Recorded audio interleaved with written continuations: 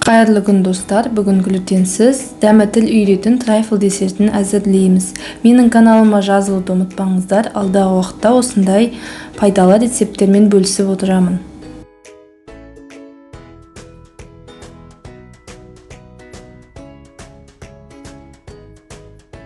Қант пен жұмыртқаны қосып, көлемі 2-3 есе ұлғайғанша миксерлеп аламыз.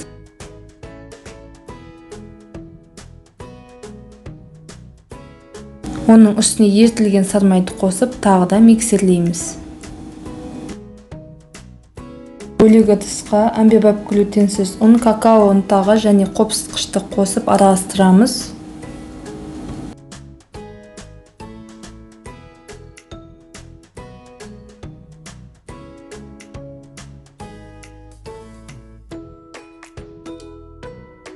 Ұн қоспасын жұмыртқа массасына 2-3 бөліп қосамыз.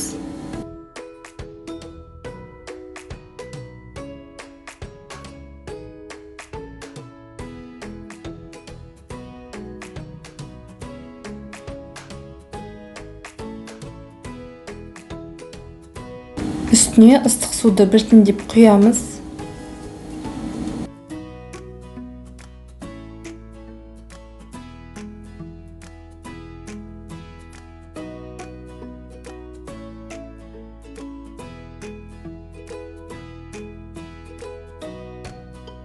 Формамызға пергамент қағазын төсеп, оның үстіне қамырымызды құямыз.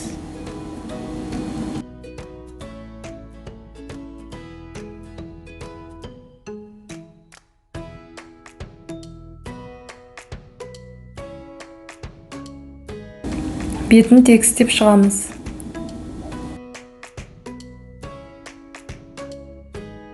Қызып тұрған пеште 180 градуста 20-30 минутта пісіреміз. Бисквит піскеннен соң суытамыз.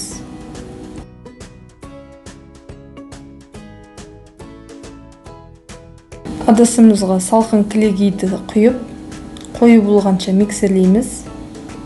Оған қамыс қантын 2-3 бөліп қосып, миксермен араластырамыз.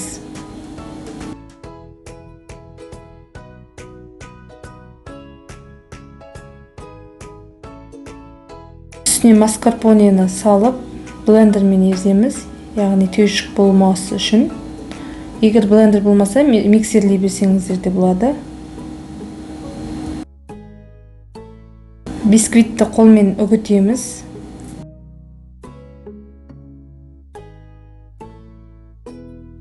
Енді трайфлды жинауға кірісеміз. Алдымен бисквитті ыдысымызға саламыз. Оның бетіне жемістерді қойып шығамыз.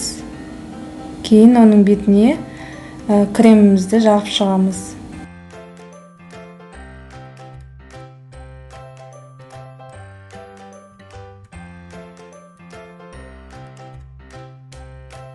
Мұздатқышқа 30-40 минутқа қойып аламыз.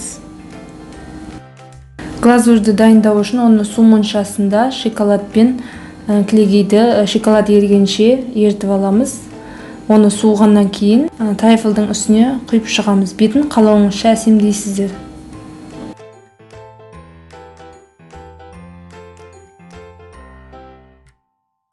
Дастарханға ұсынбас бұрын тоңазытқышқа 1-2 сағатқа трайфлды қойып аламыз. Менің каналыма жазылуды ұмытпаңыздар, алдағы уақытта көп рецепттермен бөлісіп отырамын. Дәмі сондай тіл үйреді, барлықтарыңыз жасап көріңіздер. Ас болсын.